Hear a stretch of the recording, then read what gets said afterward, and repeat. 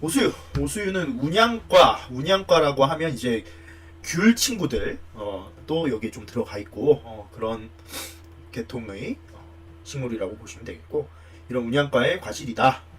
오수유의 과실이다. 그래서 뭐 이명 별명으로는 오유, 뭐 좌력, 담오유 이런 그 별명이 있다고 해요. 그리고 이제 성분으로는 뭐 정유 성분이 있다, 이렇게 이제 쭉 보시면 되겠고, 뭐 크게 볼만한 거는 그 밑에 성질들을 조금 보셔야 되는데, 이 오수유의 하는 일들을 한번 정리를 해보도록 하죠.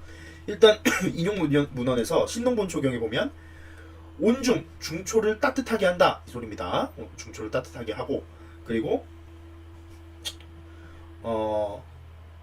하기, 기를 내린다. 좀 위로 치받은 그런 기를 내리는 그런 역할을 한다 라고 보시면 되겠고, 지통, 통증을 그치게 하고, 그리고 해역한혈을 치료한다. 해역이라고 하면은 막 뒤집히듯이 기침하는 그런 걸 말을 해요. 그리고 한혈, 춥고 뭐 뜨거운 것을 치료한다, 이런 말이 되는 것이죠. 왜냐면은 이게 중초를 따뜻하게 보익을 해주기 때문에 이런 증상들을 다 완화를 시켜줄 수가 있다라고 볼 수가 있는 겁니다. 자, 그리고 이제 습비라고 하면은 습사에 의해서 나타나는 저림, 뭔가 습할 때 특히 뭐 저 같은 사람이 비가 오거나 그럴 때는 온몸이 쑤시고 막 그런다라고 말을 하죠. 그런 것을 습비라고 하고, 그리고 혈비, 습비와 혈비라고 되어 있는데, 혈비라는 것은 기혈이 좀 부족해지면서 허약해지면서 신체의 어떤 일부분에 뭔가 통증이 있거나 마비가 온다던가 뭐 그런 것들을 혈비라고 합니다. 혈액의 그런 질이 별로 좋지 않다라는 것을 의미를 하는 거죠. 자, 이런 것을 제거하고, 역시 습비하고 혈비를 제거할 수 있는 이유는 이 오수유가 중초를 따뜻하게 보익을 해줄 수가 있기 때문이다 라고 볼 수가 있는 거죠. 축풍사, 여기에서 축은 구축함할 때의 그 축자, 몰아낸다는 소리입니다. 그래서 풍사를 몰아내고, 개주리, 주리를 열어준다 를 담당한다. 이것이 바로 오수유가 하는 일이라고 정리를 할 수가 있겠고, 그리고 중교약증에는 구역질과 흉만, 가슴이 답답한 거, 그리고 토리, 토하고 설사하는 것, 이런 것을 치료한다. 왜 이 토리를 치료할 수가 있느냐면, 역시 중초를 따뜻하게 해서 음식이 내려가고 밑으로 쏟아내는 것을 막아줄 수가 있다는 겁니다.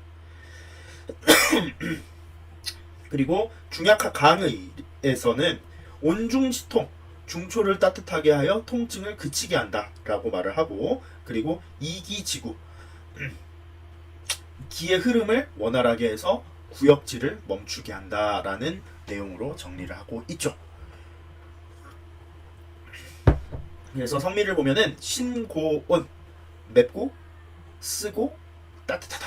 그래서 매우니까 발산을 하겠고, 쓰니까 밑으로 내리겠고, 따뜻하게 보익을 해줄 수가 있는 이런 본초라고 볼 수가 있겠고요. 귀경하는 곳은 크게 두 군데입니다. 간과 위, 간, 위경으로 귀경하는 것이 특징입니다. 이렇게 정리를 할 수가 있겠고, 그래서 효능주치, 현대 효능주치를 보면 위장계를 따뜻하게 하고 통증을 멈추고 습사를 제거한다. 분출하는 듯한 구토, 위산의 역류, 두통, 냉증에 의한 토사, 상복부 창통, 윗배의 창통, 뭔가 빵빵한 듯한 느낌, 그런 것을 없애주고, 각기, 붓고, 산기, 이 산기는 전에도 한번 말씀을 드렸죠. 이제 뭔가 아랫배나 좀 생식계통, 그 허리 쪽이 좀 통증이 심한 그런 느낌을 산기라고 한다. 구내염, 치통, 습진, 황수창. 황수창이라고 하면 누런 진물이 나오는 습진을 말해요. 누런 진물이 나오는 습진. 이 창이라고 하면은 왜 뭐 여러 가지 질환이 있습니다. 뭐 과거부터 내려오는 우리 조선시대 왕들이 많이 이 병 때문에 돌아가셨죠. 등창이라고 해서 이제 등에 종기 나는 거. 이 참자가 대체로 그런 큰 종기 이런 것들을 의미를 한다라고 생각해 주시면 되겠어요. 그래서 이런 것들이 다 이 오수유가 중초를 따뜻하게 하는 성미를 가지기 때문이다라고 생각을 해주시면 되시겠습니다. 그래서 상한론과 금계율약의 운용법을 보기 전에 이 오수유는 그러면 누구한테 금기냐, 금기사항을 좀 살펴보면 일단은 음이 허해지면서 화기가 왕성해지는 사람, 이거를 조금 어려운 말로 뭐라고 할까요? 음이 허해지면서 화기가 왕성해지는 사람. 굉장히 쉽습니다. 4글자를 줄일 수가 있어요. 좋아요. 음허화 왕이라고 합니다. 음허화왕, 음허화왕, 음허화왕한 사람, 고열이 있는 사람, 내열이 엄청나게 심한 사람, 그리고 임신부까지, 이렇게 4가지 부류의 사람, 음허화왕, 고열이 있는 사람, 내열이 왕성한 사람, 임신부까지가 이 오수유의 금기사항이 되는 사람이 되는 겁니다. 좋아요. 그래서 지금 카톡에서도 이제 우리 성한 약사님이 열심히 말을 해주셨는데 좋습니다. 아주 좋아요. 그래서 결과적으로는 이 오수유를 좀 피해야 되는 사람은 어떤 사람이다?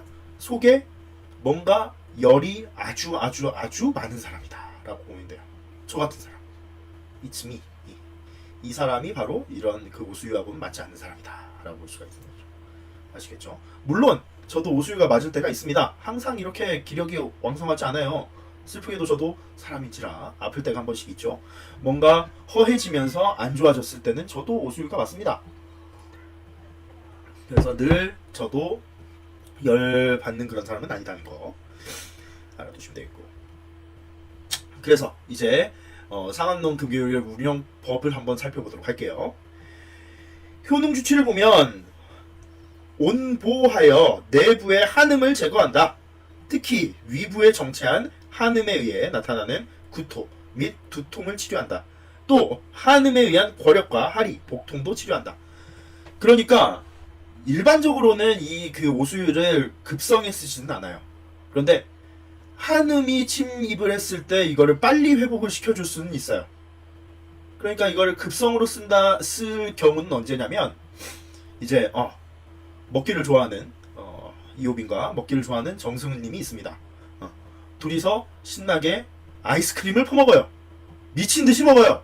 그냥 막 먹어요. 술도 엄청 먹고 있어요. 우리 승은찡은 술에다가 아이스크림 말아 먹고 있어요.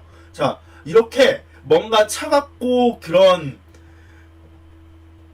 액상의 무엇인가를 계속 퍼먹고 있습니다. 그러면은 중초가 갑자기 엄청나게 차가워지겠죠. 이런 양반들이 갑자기 토를 한다던가 설사를 하게 되면은 이게 속이 차가워져서 그런 거란 말이지. 그러니까 이런 사람들한테는 오수유를 먹이게 되면 아주 효과적으로 잡아줄 수가 있다는 겁니다.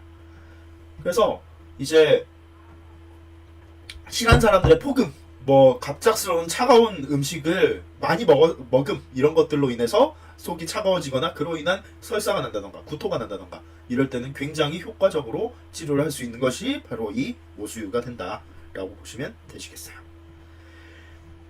그래서 이제 이 오수유의 대표적인 배합 응용과 처방을 살펴보면 자, 거한 작용이 있죠.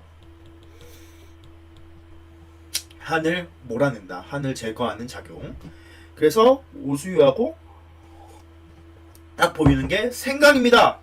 생강. 자, 온위지구 작용을 한다. 그래서 이 오수유가 생강이 조합되는 대표적인 방제가 거기 나오죠. 오수유탕과 당기사역과 오수유 생강탕. 당사오라고 부르는 친구. 이걸 보면은 이제 얘네들은 일반적으로는 좀 허한 사람한테 써야겠구나라는 것을 느낄 수가 있습니다. 살펴볼까요? 위부에 정체한 한음에 의해 나타나는 구토, 두통 및 사지 궐역을 치료한다. 온보 비위 작용을 하는 인삼을 첨가하면 작용이 더욱 증강된다. 즉 이걸 먹을 사람은 속이 굉장히 냉하고 차갑기 때문에 이 차가운 것을 없애기 위해서 따뜻하고 중초를 보할 수 있는 무언가가 들어가야 된다는 겁니다. 그게 바로 오수유가 되기도 하고 생강도 거기에 쓸 수가 있고 인삼을 넣게 되면 훨씬 더 작용이 증강이 될 수가 있다라고 정리를 할 수가 있는 것이죠. 그래서 여기까지 오수유에 대한 이야기 마무리가 되었고 그 다음은 촉초에 대한 이야기를 보도록 하겠습니다.